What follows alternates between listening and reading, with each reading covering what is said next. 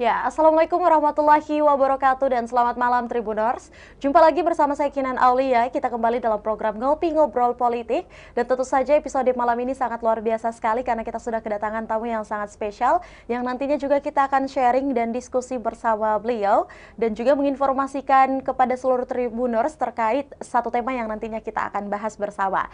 Baik, pada malam hari ini kita akan membahas mengenai Makassar sebagai epicentrum Timur Indonesia menjelang Pilpres 2024. Langsung hadir di studio Tribun Timur ada Bapak Panel Barus, beliau juga sebagai Ketua Panitia Nasional Musra Indonesia. Untuk itu Tribuners, kita sapa dulu beliau yang sudah hadir dan duduk bersama kita di studio Tribun Timur. Selamat malam, Assalamualaikum Pak Panel. Waalaikumsalam, selamat malam Tribuners. Baik, gimana kabarnya Pak? Baik, Alhamdulillah baik. Alhamdulillah sehat Pak ya? Sehat. Baik, kalau begitu mungkin sebelum kita lanjutkan ke sesi berikutnya, boleh disapa dulu mungkin seluruh Tribuners dan pemirsa di seluruh Sulawesi Selatan. Selamat malam kepada seluruh Tribuners Ya. di Sulawesi Selatan. Sehat-sehat selalu dan stay tune di sini sampai kelar.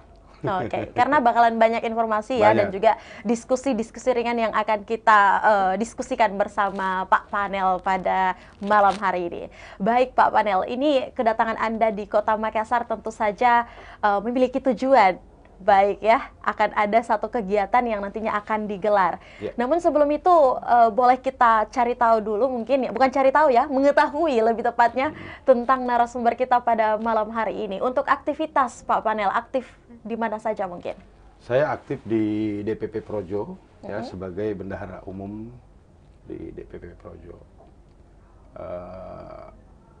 Dalam kegiatan Musyawarah Rakyat Indonesia ini kebetulan diminta untuk menjadi ketua panitia nasional Musra Indonesia, gitu.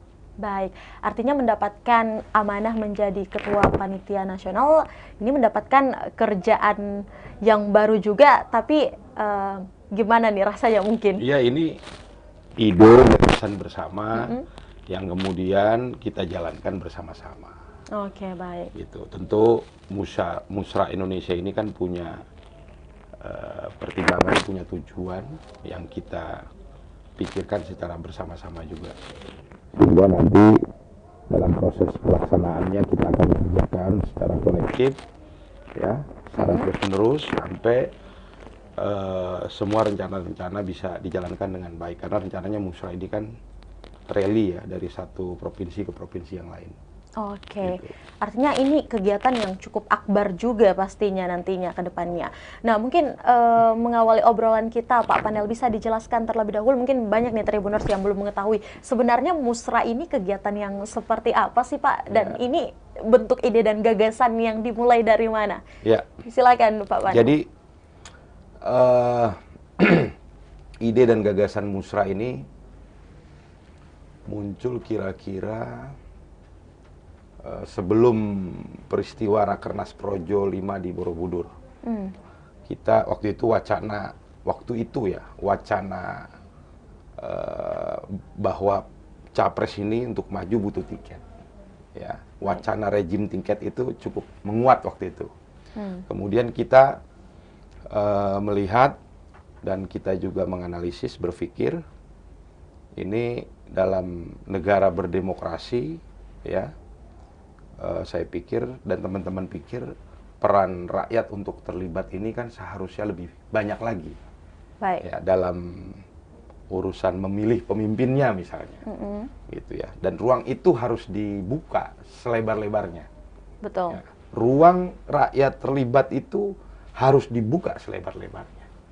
Ya. Nah, kemudian kita pikirin kira-kira mekanismenya apa ini, gitu ya. Sehingga urusan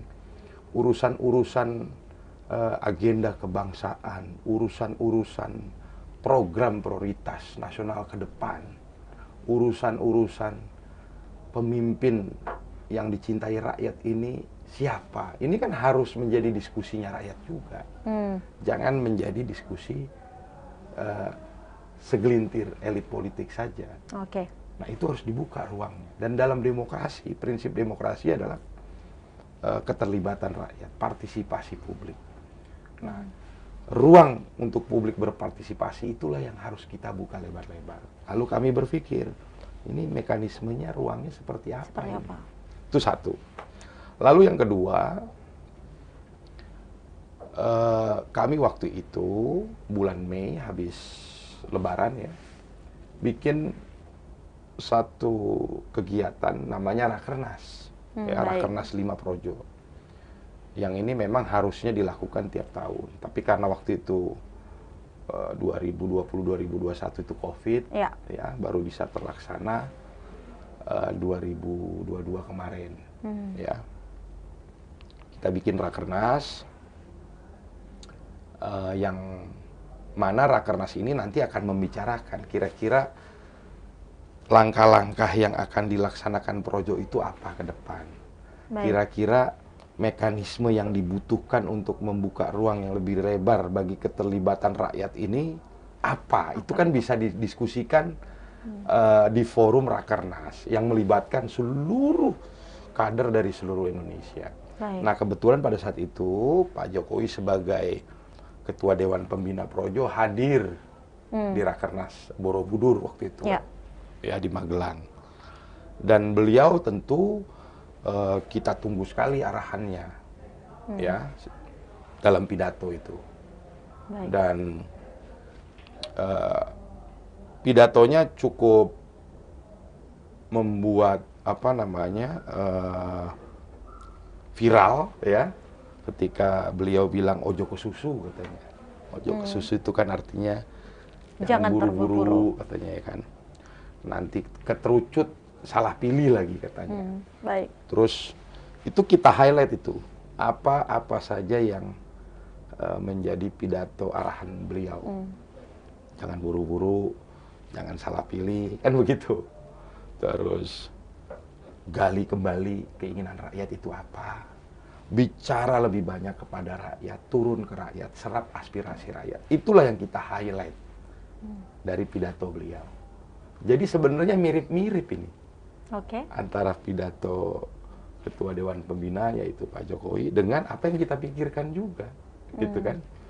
Nah, setelah pidato selesai, acara pembukaan selesai, kami membahas di internal, musyawarah rakyat ini kemudian jadi keputusan politik Rakernas 5 itu untuk dijalankan. Untuk dijalankan. Iya, diserentak, bukan serentak, dijalankan di seluruh Indonesia dari provinsi ke provinsi lah, rally lah. Kalau serentak kan di waktu yang sama, gitu ya. Itu kita berat, gitu. Gitu, asal muasalnya kenapa ide dan gagasan ini muncul. Dan sekarang sudah masuk ke musrah kedua, gitu Mbak. Nah, tapi kenapa kemudian kok ini jadi terlibat 17-18 kelompok organisasi relawan lainnya, gitu kan? Betul. Nah, kami juga berpikir bahwa ini bukan pekerjaan yang gampang. Ini kan pekerjaan besar sekali, gitu ya. Jadi kami undang teman-teman, kami ajak diskusi, kami ajak sharing, dan kami tawarkanlah satu kegiatan yaitu musrah supaya ini menjadi kegiatan kerja bersama lah, gitu. Alhamdulillah waktu itu semua setuju bahwa ini adalah dengan gagasan musrah ini, bahwa ini adalah satu mekanisme yang genuine, ini adalah inovasi politik baru, ini adalah eksperimen politik baru di mana musrah ini melibatkan rakyat dalam jumlah banyak untuk bermusyawarah, membicarakan, mempercakapkan nasib bangsa ke depan lah, itu. Oke, baik. Yang memang di dalamnya ada bicara-bicara tentang siapa kira-kira yang paling pantas melanjutkan Pak Jokowi nanti 2024. Gitu. Baik Pak Panel, ini memang sangat menarik sekali dan seru sekali ya, tapi kita jangan beranjak ke calon pemimpin dulu ke depan ya. Kita selesaikan dulu begini deh. Nah, dengan hadirnya mungkin hasil Rakernas yang juga menghasilkan lah program atau kegiatan musrah ini juga di 34 provinsi nantinya, itu mungkin bisa dipaparkan juga beberapa organisasi yang tadi sempat Anda sampaikan. Iya, organisasi-organisasinya. Iya, betul. Ada Projo, ada Bara JP, ada Seknas Jokowi, ada Relawan Buruh Sahabat Jokowi, ada Galang Kemajuan atau GK Center, ada Al Misbat, ada Duta Jokowi, ada Kornas Jokowi, ada alumni Trisakti, ada Sekber Jokowi Nusantara, ada Jaman, ya bukan Joman, ada Jaman. Baik. Terus ada Maluku Satu Hati, ada 17 atau 18, saya takut salah sebut. Iya. Nah, gitu. dengan kehadiran 18 organisasi ini dan juga yang turut menyetujui ya hadirnya kegiatan musra ini. Nah, kedepannya mungkin bagaimana agenda yang akan berlangsung dalam musra ini? Iya kan 34 provinsi ini kita bicarakan aja di 18 kelompok itu, siapa bisa menyelenggarakan di mana, kan jadi lebih ringan. Oke. Gotong royong itu kan. Baik. Gitu. Ya udah kita bagi projo ngurus di mana, relawan buruh di mana, nanti bara JP di mana gitu. Biar cepat selesai. Gitu. Baik, tadi saya sempat mendengarkan juga nih bagaimana mungkin mempersiapkan untuk calon pemimpin ke depannya yang juga pastinya akan melanjutkan periode Bapak Jokowi untuk di periode 2024 mendatang pastinya. Nah, mungkin sampai saat ini mungkin untuk di Musra sendiri apa saja mungkin pembahasan-pembahasan yang nantinya akan dipersiapkan juga mungkin Pak Panel. Tujuan dari Musra ini sederhana sekali. Baik. Ya. Tapi ini prinsip. Tujuan dari Musra kita selenggarakan adalah menyediakan ruang, sekali lagi ya, menyediakan ruang yang seluas-luasnya bagi rakyat agar terlibat, ya, agar ikut mempercakapkan, ya, nasib bangsa ke depan.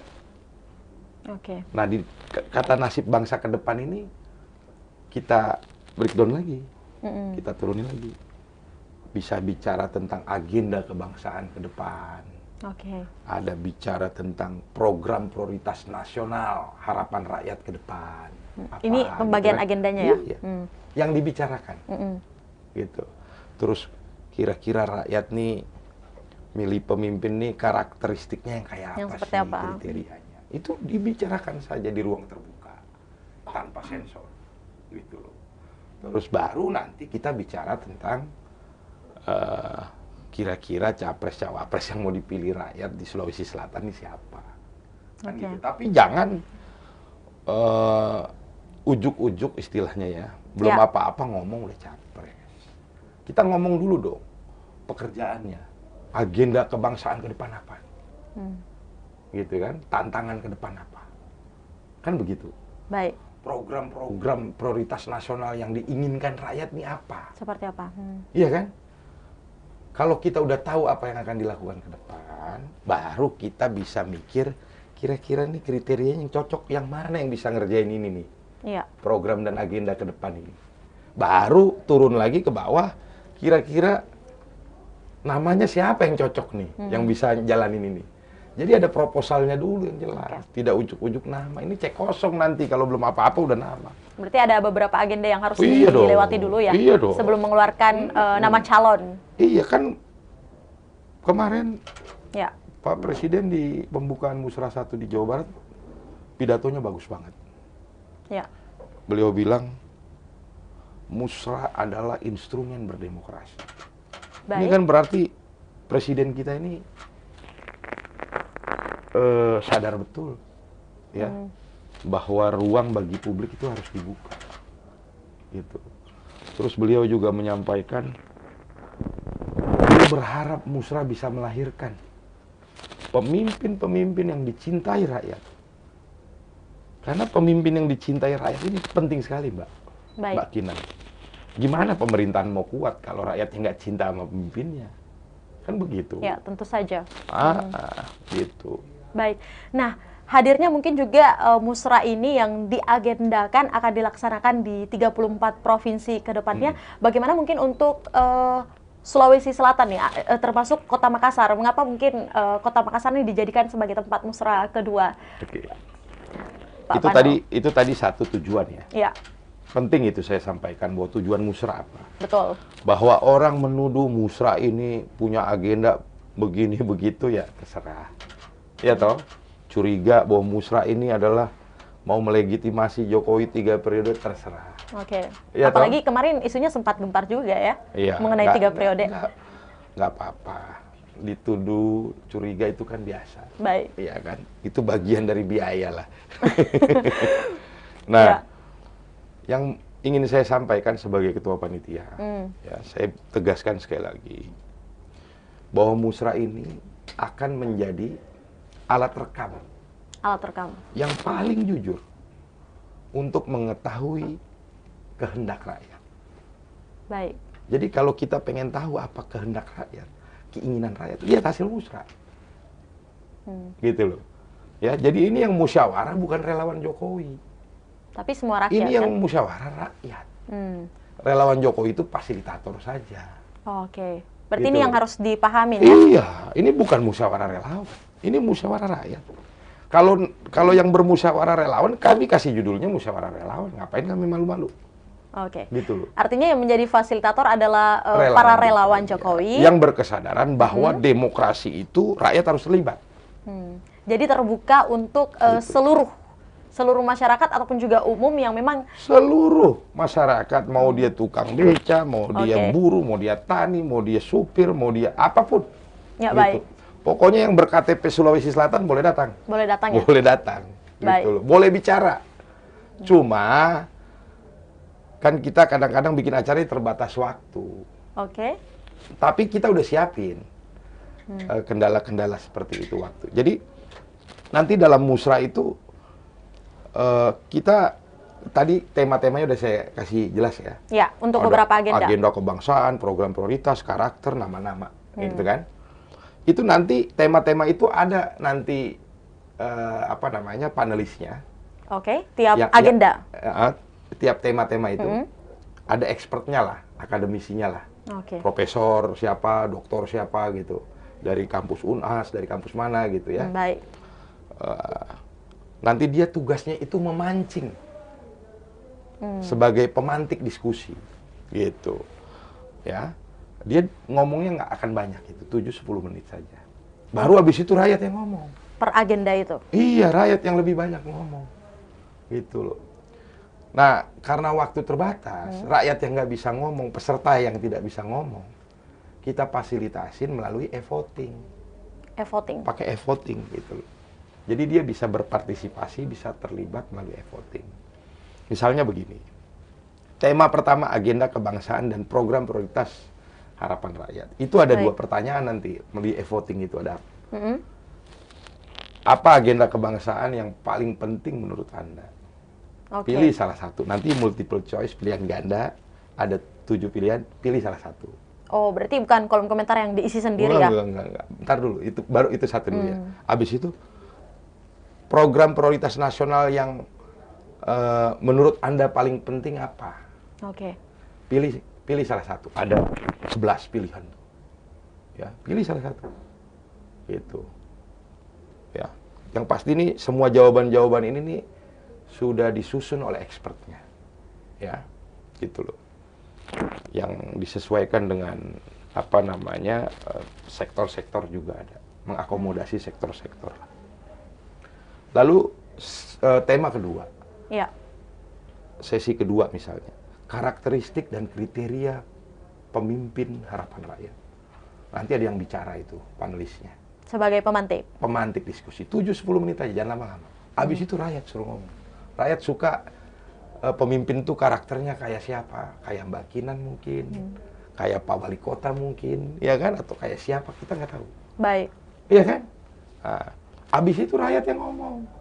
Cuman waktunya kan nggak bisa lama-lama. Berapa menit misalnya kan? Kita siapkan misalnya 50 menit. Berapa orang? 1,5 menit kan? Jadi banyak juga kan yang bisa ngomong. Nah setelah itu, karena waktu habis misalnya, dia bisa terlibat juga lewat e-voting. Oke. Karakter pemimpin seperti apa yang Anda inginkan? Ya. Ada 7 itu pilihan. Gitu. Yang merakyatkah, yang jujur dan bersihkah, yang tegaskah? Itu ada. Gitu. Dan nah, itu sesi kedua ya. Baru sesi ketiga. Nama-nama capres dan cawapres yang akan Anda pilih kan? Ini disiapkan juga jawabannya? Ini ada pemantik diskusinya juga. Tapi di situ nggak multiple choice. Oh, berarti ini komentar ya? Enggak. Siapa capres yang akan Anda pilih di 2024, Ya, baik. tuliskan satu nama saja. Oke. Gitu. Siapa cawapres 2024 yang akan Anda pilih, tuliskan satu nama saja. Oh, berarti, jadi dia ngetik sendiri. Setelah selesai, submit. Oke, baik. Gitu. Kan Baik, jadi orang Pak semua Panel. terlibat. Iya kan? Baik, Tidak dibatasi gitu loh. Artinya ada ruang terbuka. Dengan adanya teknologi ini kan kita lebih terbantu lah. Ya, bagaimana keterlibatan publik lebih luas bisa terakomodasi gitu loh. Ini Musra ini perwujudan Pancasila sila keempat gitu loh. Tentang musyawarah untuk mufakat itu. Gitu.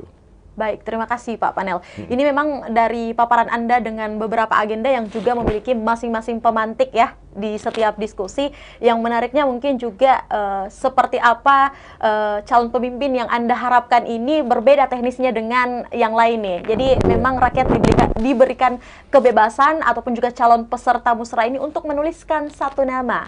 Baik, sebelum kita mungkin ke sana, pertanyaan saya yang tadi nih Pak Panel belum sempat jawab nih, mengenai mengapa Makassar menjadi kota musra kedua nih, dijadikan tujuan kedua. Apakah memang seperti tema kita bahwa memang sebagai epicentrum timur di Indonesia untuk Pilpres 2024? Pasti. Ya. Kenapa Jawa Barat pertama? Ya, betul. Dan kenapa Makassar kedua? Menjadi kedua. Kan skala prioritas berarti. Jadi Jawa Barat itu kemarin kita jadikan tempat pembukaan musra karena kita sama-sama tahu jumlah penduduknya paling padat di Indonesia. Baik. Hampir 50 juta. Makassar 9 juta lebih. Iya kan? Apa Sulawesi Selatan? Ya. Gitu. Sebagai provinsi memang kalah gede sulsel dengan Jawa Barat. Tapi Sulawesi Selatan ini kan epicentrum Indonesia Timur. Masa depan Indonesia ini adanya di Indonesia Timur. Ibu kota aja udah gesernya agak-agak ke timur kan, udah dekat dengan Sulawesi nih, kan begitu, semakin dekat lah. Nah jadi penting sekali ya Makassar ini ya dengan konstelasi politik yang ada tentang kita juga ikutin ya cukup aktif ya dan yang paling penting juga pemimpin-pemimpin Republik ini banyak dari Indonesia Timur, terutama dari Sulawesi Selatan. Kita punya wapres dari Parepare pernah, kan begitu? Ya. Ada Pak Yusuf Kalla juga pernah, ya. Bukan tidak mungkin besok pemimpin Indonesia ini juga dari Sulawesi Indonesia Selatan. Timur, Indonesia Timur, khususnya di Sulawesi Selatan. Bukan tidak mungkin, gitu loh. Ya, itu semua nanti prosesnya kan berjalan ya. Gitu. Dan musra yang penting saya sampaikan ke Mbak Kinan ini. Baik. Untuk sesi ketiga, nama-nama capres cawapres atau nama-nama calon pemimpin, ya, yang akan dipilih rakyat ini, kita ngebrief terus terang, kita brief ini. Baik. Apanya ini panelisnya ini yang akan memantik ini. Kita briefnya apa? Tolong juga diulas. Ya. Pemimpin-pemimpin lokal di Sulawesi Selatan dari 24 kota kabupaten. Jangan-jangan ada pemimpin yang dicintai rakyat. Ada pemimpin di 24 kota kabupaten ini yang berprestasi. Yang punya program-program inovatif. Punya program-program yang pro rakyat. Punya program-program yang bisa meningkatkan kesejahteraan rakyatnya. Kenapa nggak dikasih ruangnya? Kan begitu. Ya.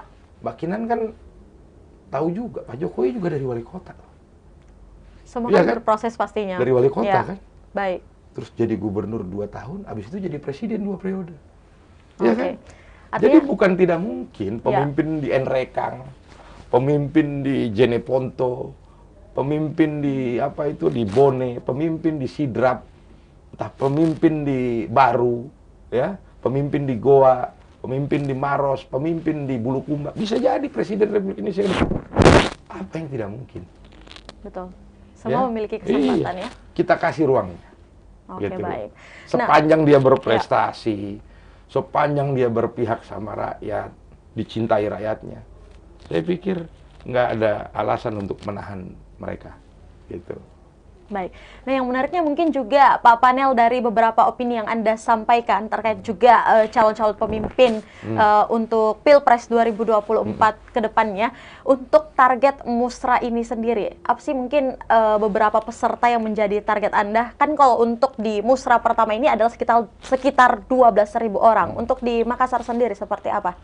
Jadi gini, kemarin di Jawa Barat itu 12.000 itu saya pastikan dari 27 kota kabupaten. Se-Jawa Barat? Se-Jawa Barat. Walaupun mungkin jumlahnya nggak sama antara satu kabupaten dengan kabupaten yang lain. Tapi saya pastikan keterlibatan 27 kota kabupatennya ada. Di sana, di Jawa Barat. Nah, di sini harapan kami juga begitu. Ya, di Sulawesi Selatan ini setahu saya ada 24 ya kota kabupaten. Se-Sulawesi Selatan. Jadi, apabila besok yang terlibat berdasarkan laporan yang masuk, persiapan-persiapan ini kan juga ada yang daftar, ada yang bertugas juga memfasilitasi untuk bisa hadir rakyat ikut bermusra. Dari 25.000 ini, kita pastikan juga yang terlibat itu mewakili 24 kabupaten, kota dan kabupaten yang ada di Sulawesi Selatan. Supaya ini representatif Sulawesi Selatan, bukan Makassar saja. Kebetulan diskusinya atau musyawarahnya kita pilih di Kota Makassar. Kota Makassar. Gitu ya. Oke, baik. Gitu. Sebagai epicentrum juga ya. Ya, jadi musranya ini musra provinsi. Musra provinsi. Ya. Kalau musranya per kota kabupaten 514 lebih banyak lagi nanti. Itu nantilah nanti itu. Oke, baik. Terima kasih Pak Panel. Nah, dari beberapa target dan juga agenda-agenda yang sudah direncanakan ya, tentu saja dalam musra ini, apa sih peluang apa yang Anda lihat dari kegiatan musra yang diadakan di Kota Makassar ini sendiri? Iya. Saya ulang lagi. Ya, bahwa musra ini akan menjadi alat rekam yang paling jujur untuk mengetahui keinginan rakyat itu apa. Gitu ya.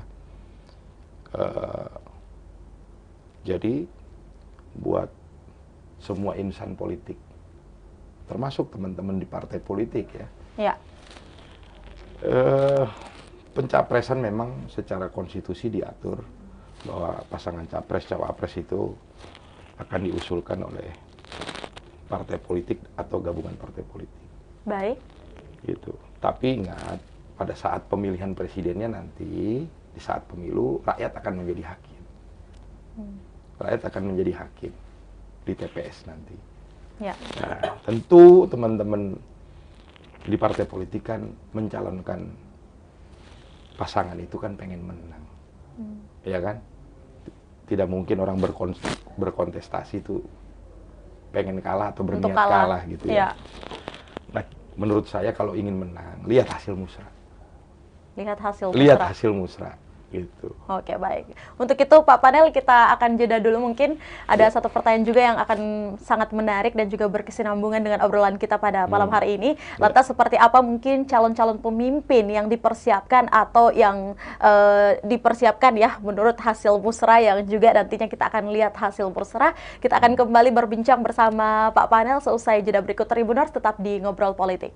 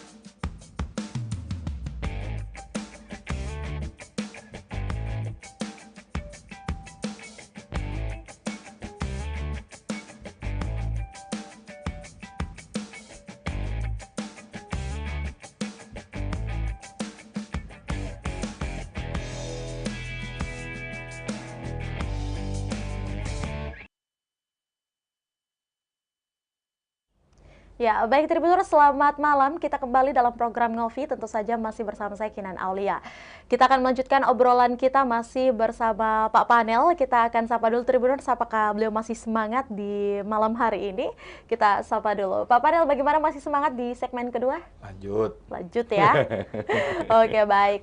Nah, tadi memang di awal kita sudah membahas beberapa kegiatan ataupun juga agenda yang akan dilakukan oleh Musra sendiri ini ataupun Musra kedua di Kota Makassar. Namun tentu saja juga kita akan mengetahui juga nih mungkin bagaimana hasil Musra untuk 34 provinsi ke depannya dan juga langkah-langkah yang akan dilakukan. Tapi sebelum itu mungkin Pak Panel bisa Anda sampaikan juga nanti untuk kegiatan Musra ini siapa-siapa saja mungkin yang akan hadir. Mungkin tamu-tamu VIP atau siapapun mungkin yang juga ikut memeriahkan kegiatan Musra ini? Iya. Kalau Musra ini nanti yang akan hadir tadi secara peserta kemungkinan 25.000. Oke. Bisa jadi lebih. Baik. Dan itu semua yang berKTP Sulawesi Selatan ya silakan. Kalau panitia nasional yang diundang Pak Jokowi. Yang ikut membuka juga nantinya? Ya, kita undang Pak Jokowi hadir di sini untuk memberikan sambutan di acara tersebut nanti. Dan ada juga Bapak Sidarto juga confirm akan hadir selaku Watimpres ya. Oke, mungkin kalau untuk pimpinan-pimpinan dari masing-masing daerah, apakah kalau diundang juga? apa namanya, pimpinan-pimpinan di Sulawesi Selatan kami sudah audiensi, sudah bertemu Kulon Nuwon ya, dengan Pak Wali Kota, dengan Pak Gubernur, ya, dengan Pak Kapolda, dengan Pangdam yang diterima oleh Kasdam tadi, dengan Pak Kapoltabes. Jadi sudah audiensi, sudah tahu bahwa kita mau melaksanakan Musra kedua di Sulawesi Selatan dan semua pihak itu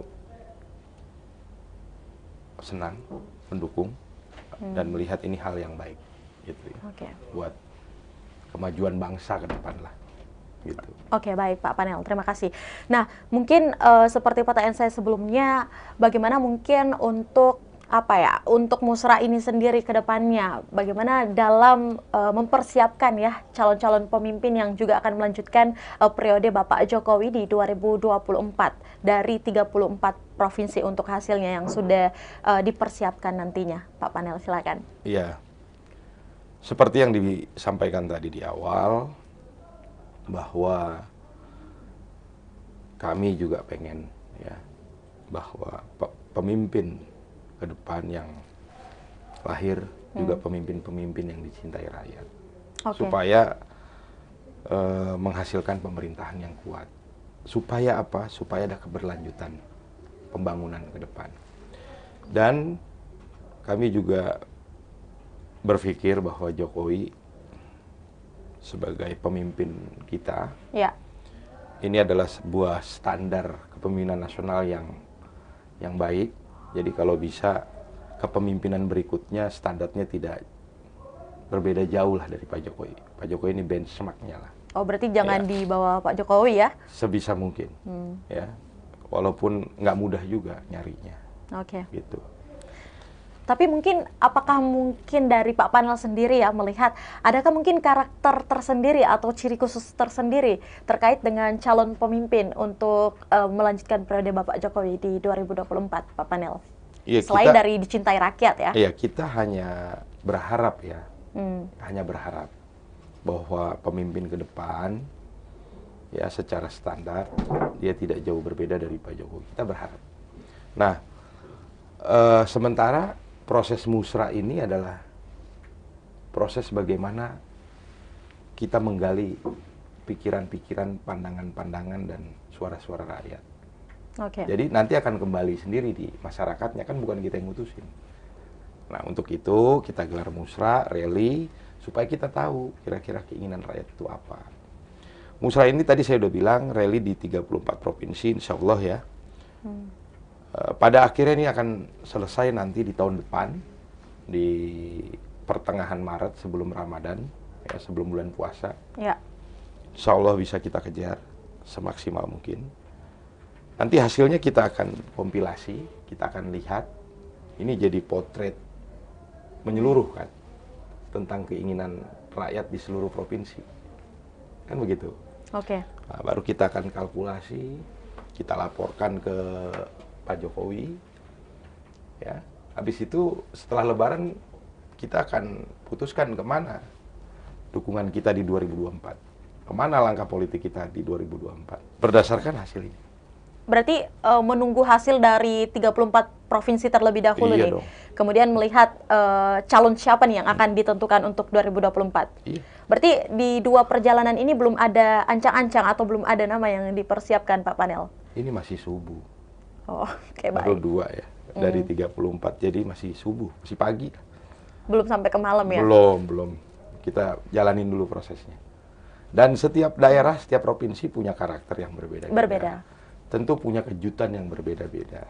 Oke. Nah, kalau kita udah jalanin 34 provinsi Provinsi. ini, fotonya lebih terang benderang.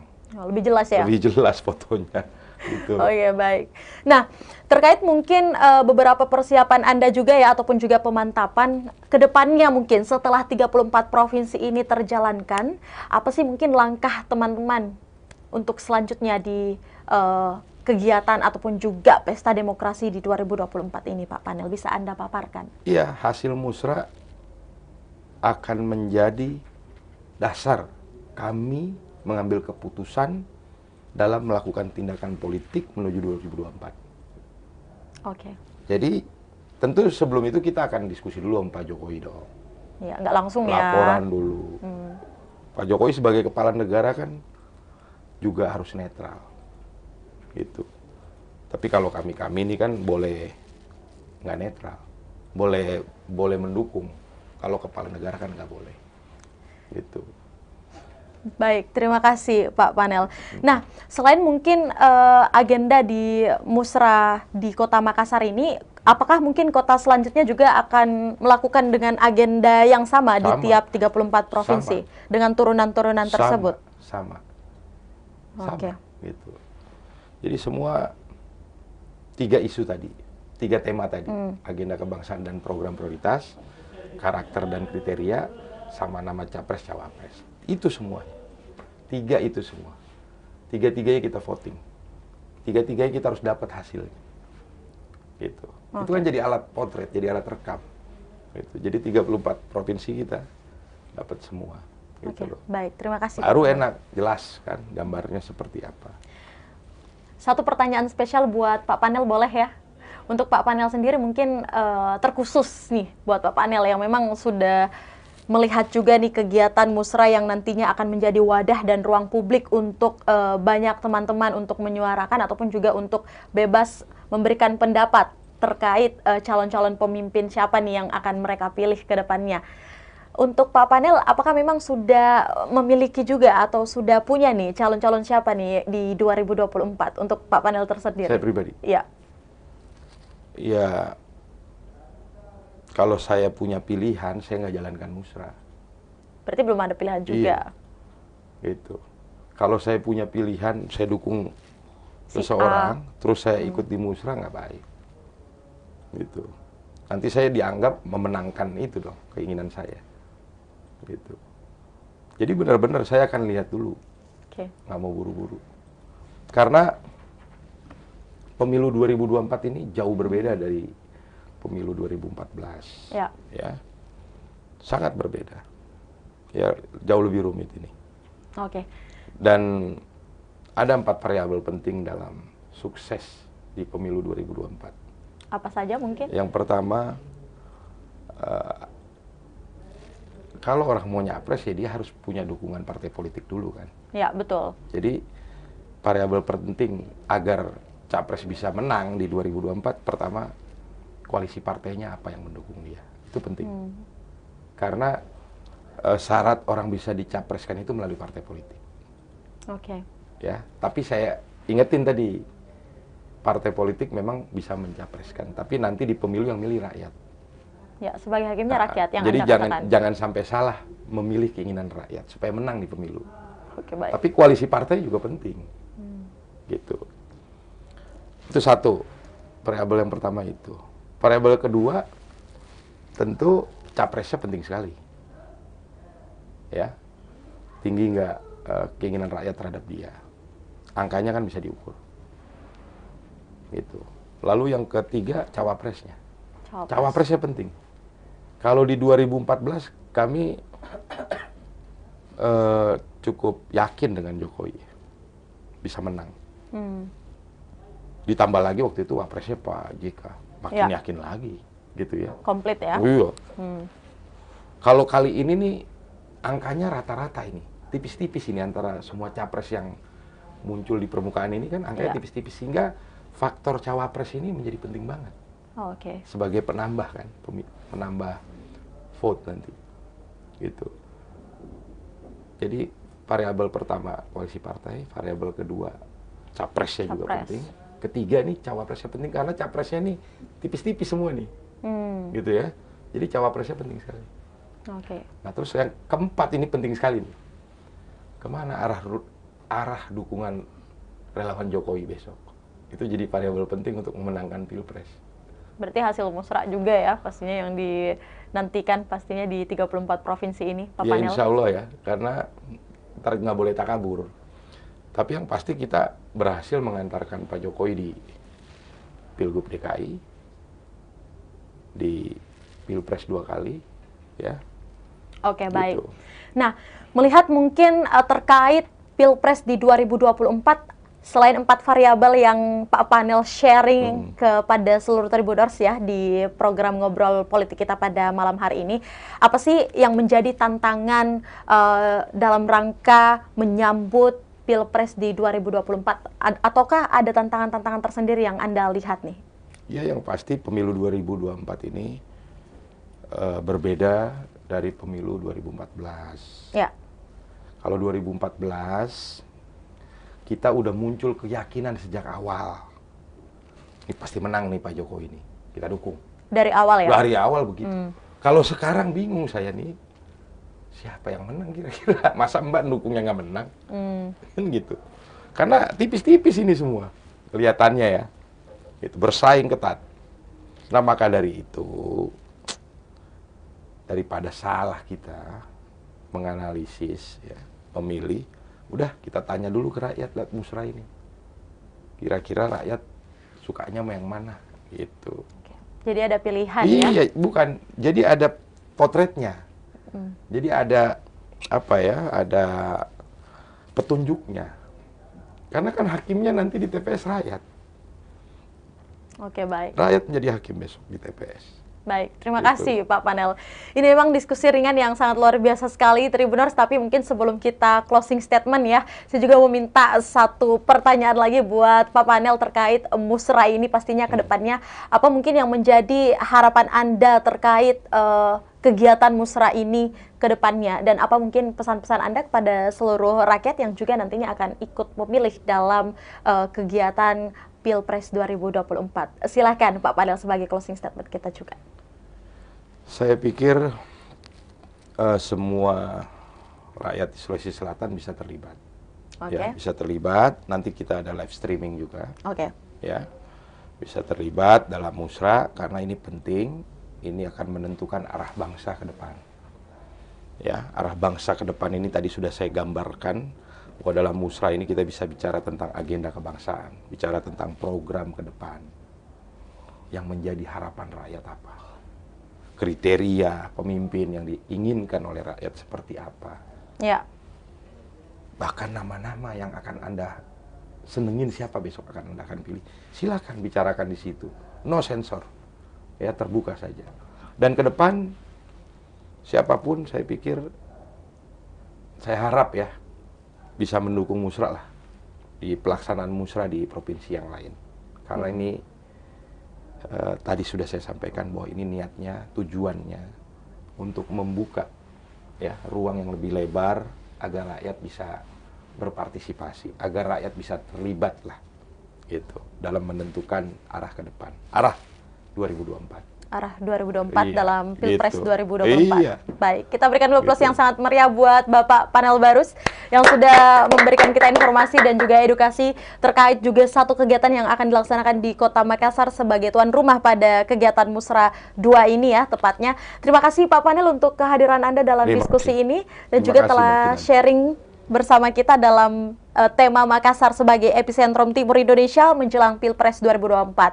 Seperti apa yang kita diskusikan Tribuners ya seluruhnya pada malam hari ini bahwa memang semoga juga kegiatan Musra ini bisa memberikan hasil yang terbaik dan juga seluruh agenda yang telah disusun secara rapi memang bisa sesuai dengan tujuan dan juga visi yang telah disampaikan oleh Pak Panel sebagai Ketua Panitia Nasional Musra Indonesia. Untuk itu Tribuners, sampai bertemu lagi dalam program Ngobrol Politik di episode berikutnya bersama saya Kinan Aulia. Saya ucapkan terima kasih kepada narasumber kita, ada Bapak Panel Barus. Saya Kinan Aulia, selamat malam dan sampai jumpa. Wassalamualaikum warahmatullahi wabarakatuh.